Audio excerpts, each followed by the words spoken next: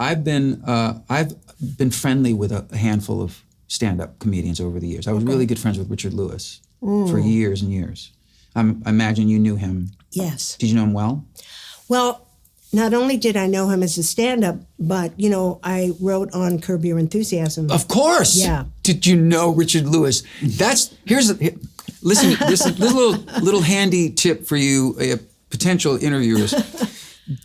Don't say something as stupid as what I just said to Carol Leifer. Look. Knowing you can't knowing know full everything. well that she worked extensively on Curb Your Enthusiasm, and knowing that my old friend Richard Lewis was a major cast member, and that I asked her, not ironically, not as a Let's say quip. ironically, to cover. Did you know Richard Lewis?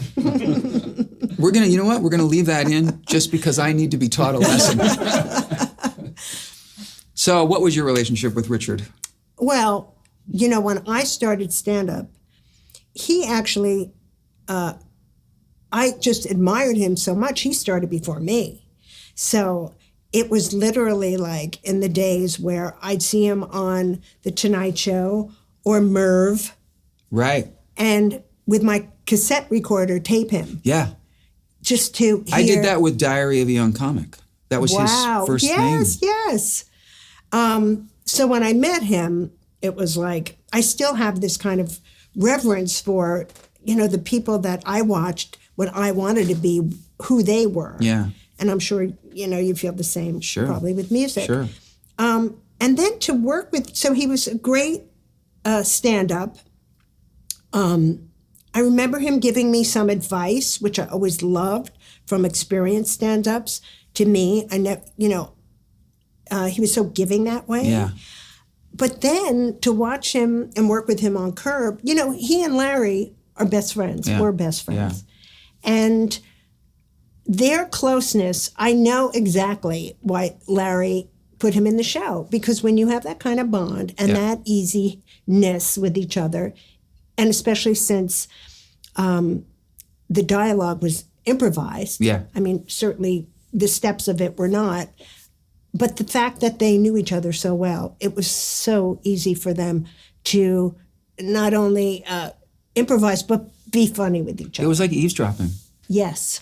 Yeah. Like it didn't feel scripted at all, because it wasn't, but it also just felt literally like you were truly eavesdropping instead of watching a scene. Right. But my point, but the real question was, because I've been friendly with a handful of guys like that, one of the things that that Richard and I talked about actually, it hit me one day, and we were having dinner, and I said, if I write a catalog of songs, or let's say I have these 8 songs that were big hits for me, I've got to do them in every show. Yeah. Whether it's 5 years later or 25 years later. Right. Those are my hits. Absolutely. People come time and time again to hear those songs. Right. Wherever you go, whatever you do, people want to hear that song. Yes.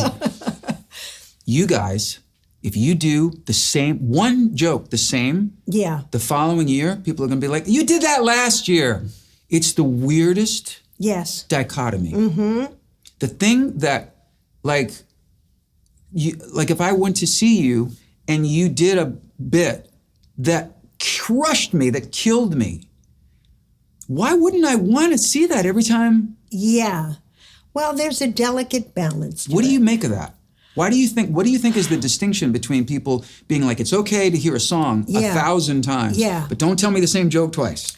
I think it's just because music is so evocative in so many different ways, especially like when I hear your music, I go back to where I was at that time, who I was with, if it, stirs up a memory.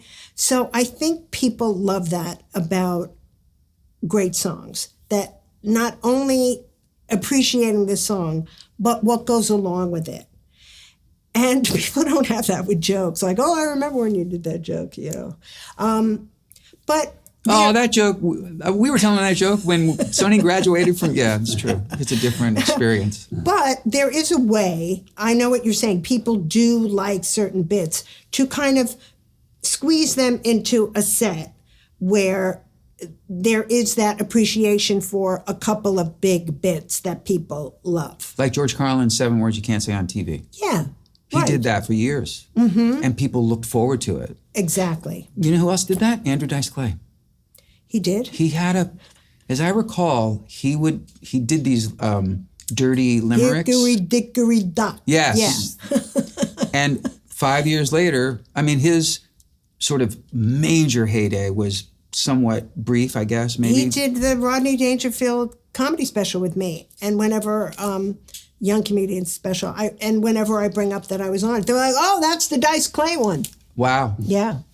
But yeah. I mean, years into his career, he would hint that he was going to go to Hickory Dickory Dock, and the audience would go fucking mental because it was like a greatest hit. It was like, so there are exceptions to it, but I was always fascinated by it. But I was more like, I remember saying to Richard and my other writer friends that I really, what's the right way to put it?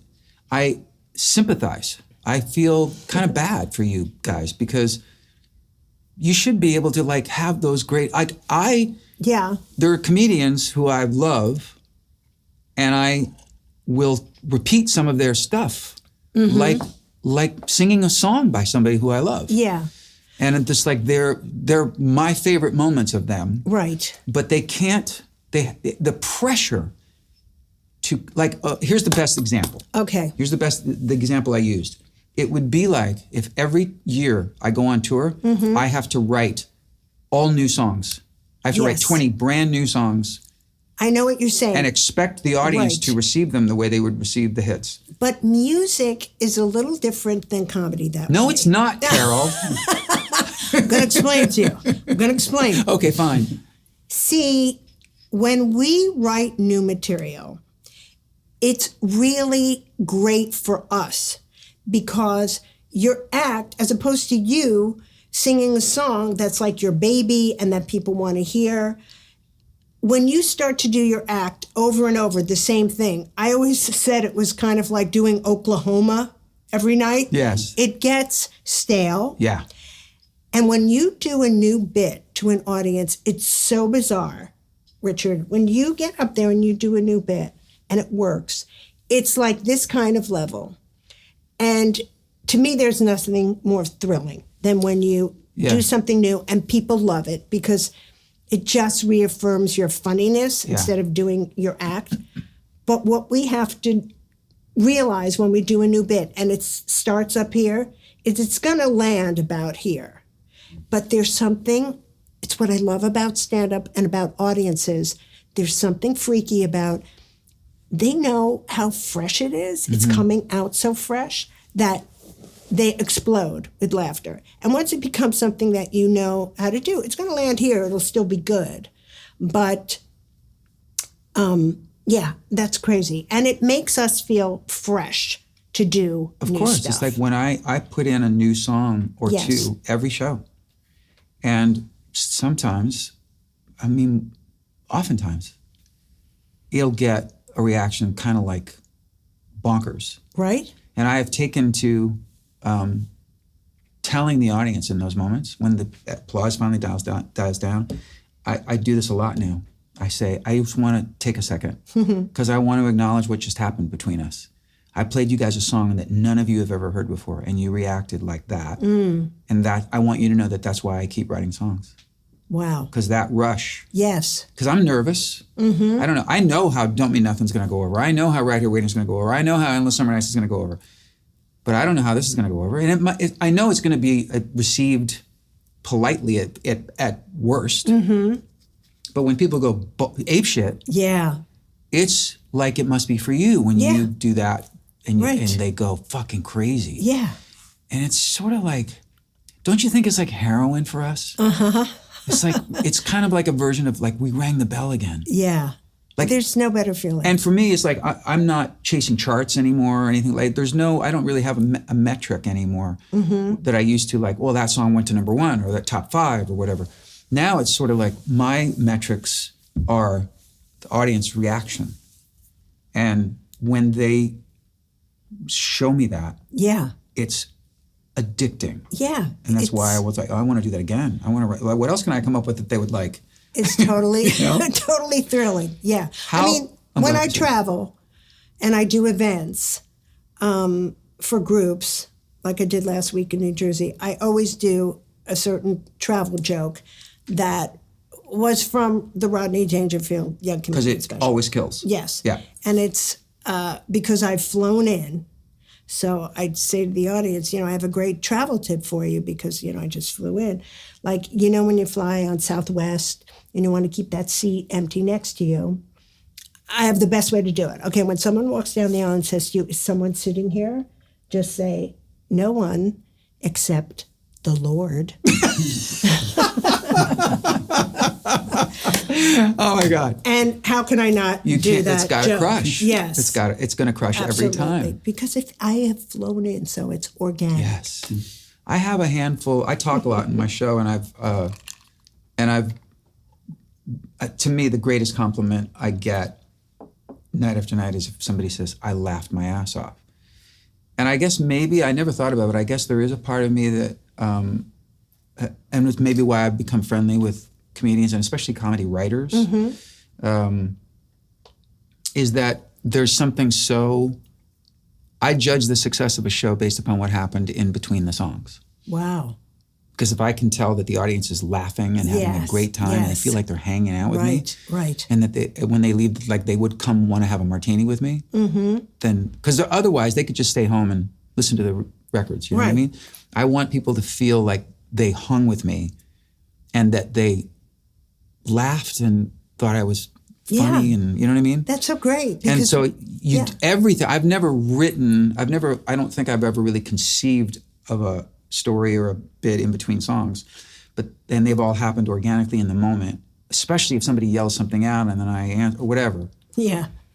But I find the mechanics of that so thrilling and fascinating. Yeah. And so there are things that I keep in, especially if I'm playing in countries where, and then sometimes when I'm playing in places that they don't really speak English, my show's different because I come up with something to make them laugh. Yeah. But I can't do certain bits that are very language oriented. Yeah. You know? But that's great that you do that because my biggest pet peeve when I go to see performers, singers, is when they don't talk to the audience. Mine too. As an audience member, I fucking hate that. Yeah. Even when they just come out and start playing it, it's like, no, you're sitting there like, no hello. I mean, come on. Right. You have something, so that's great. And the people who I saw live who really influenced me the most, it wasn't the musical part. It was like, yes, brilliant musicians, but like I remember the first time I saw James Taylor, he was so funny. And he was very dry. Yeah. But he made me laugh in between songs. I was like, fuck, who knew James Taylor was funny? Yeah. And there's an Australian singer named John Farnham who's now retired due to health issues, but he and I became great friends, and I think he's the greatest singer I ever heard, other than Sam Cooke and Otis Redding. Really? Massive in Australia. The biggest star in Australia's history. And when I became friendly with him and I started to see him live, and I actually sat in with him, and his voice was so unbelievable and unparalleled, but he was so fucking funny. That's so cool. Fucking funny. Yeah. And he did a bit that I thought was so funny, and I said, I'm going to steal that. And he said, do, because I stole it. He said, it's an old vaudeville thing. Do you remember what it was? I do it all the time. Oh. I'll do his version of it. Okay. And then this is what I do as well. I'll do my version of it. It's usually when I'm going to do, I do this thing in my show where I do these two songs back to back, Hold On to the Nights, Going Into Now and Forever. And it's just me and an acoustic guitar, and it's very intimate. And the audience is sort of like this. And I say, I'm going to do these two songs that were both #1 thanks to you guys. And the first one's from the 80s, the second one's from the 90s. And I set it up a little bit, and then I say, and all I ask you guys is if any of you guys know either of these next two songs, please, whatever you do, don't join in, because you're going to ruin it. And it never fails. Of course. Never fails. Because it's funny. Yeah. That's great. Now, do you have something, I'm sure somebody yells out, I love you. I have one. You do? What is it? I love you too, but I do feel the need to see other people. There you go.